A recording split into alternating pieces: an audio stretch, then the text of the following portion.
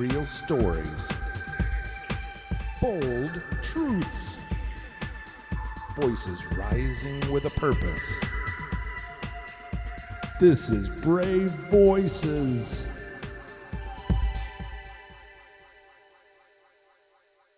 Touch some of the kids that didn't have a good life. I grew up with 4 stepdads, and they were in and out of the house every couple of years, so I felt that I could connect with the kids here at school that maybe don't have a great life. You don't get to choose your parents in life, so you're stuck with what you got, and I wanted to help the kids out.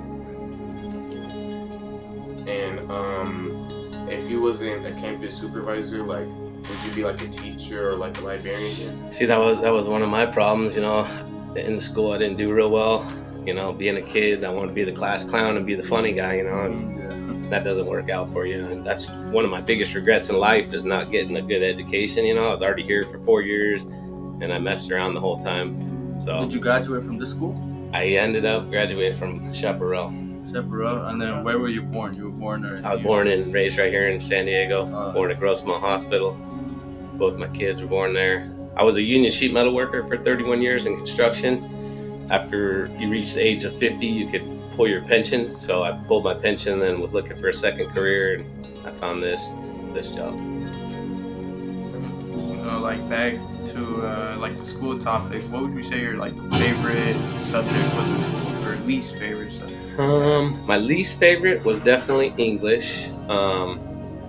Back when I went here, I started here in 1984, they had an auto shop, they had a wood shop, they had a graphics class where you could print things out, you could silk screen shirts.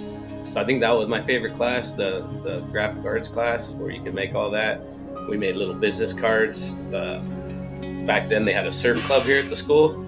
So I joined the surf club, and then in the graphic arts class, I printed out business cards, Brian Schaefer, Surfer Magazine. So that was pretty cool.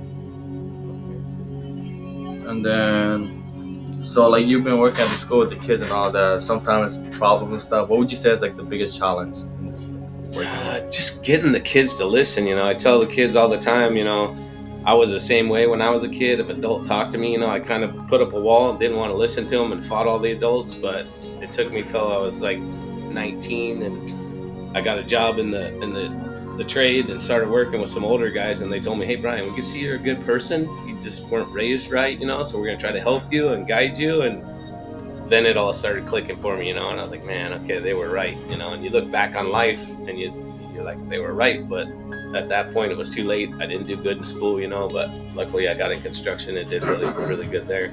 That's good. All right, so what's the best piece of advice you ever received? The best piece of advice I ever received. I've received a lot of good advice, but I think the best advice is just don't give up on your dreams, whatever you want to do. I came from a broken home. We lived in HUD housing, didn't have nothing my whole life. I used to look at kids that grew up and went to Valhalla. Oh, those kids are so rich and lucky over there.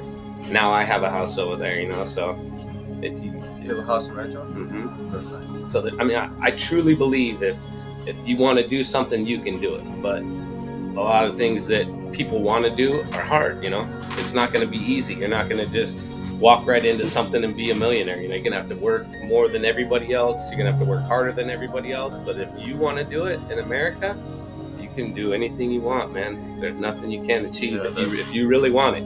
But it's most Americans and people can't really put the grind in and get there. They just give up, and a lot of people will use different excuses in their life for not achieving their goals. But at the end of the day, it's just an excuse. You could have did it if you wanted it, but even me at my old job, they wanted me to stay and pay me more and do all this, but I was like, I'm good. Growing up with nothing, I'm happy with very little. And that kind of was a good thing, that you can see where I was just as happy with nothing as I am now with, a house and a lot of nice things. So that's true. It's just how hard you put in the work. Yeah, you gotta, if you want it, you can get it. It's there, but you gotta work hard. You gotta work hard. I love that Tom Brady speech about football. Football is hard. You come to play football, it's not going to be easy. You're going to be working out every morning. While your buddies are out messing around the streets, you're going to be at practice, But it's good for you. All that stuff builds character. teaches discipline and showing up on time and all that. I used to think, oh, school is just teaching you stuff you don't need, but it really teaches you a lot.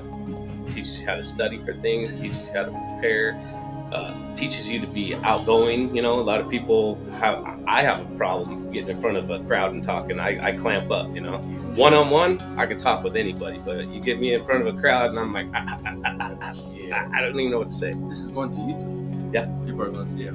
I love it. It's good stuff, man.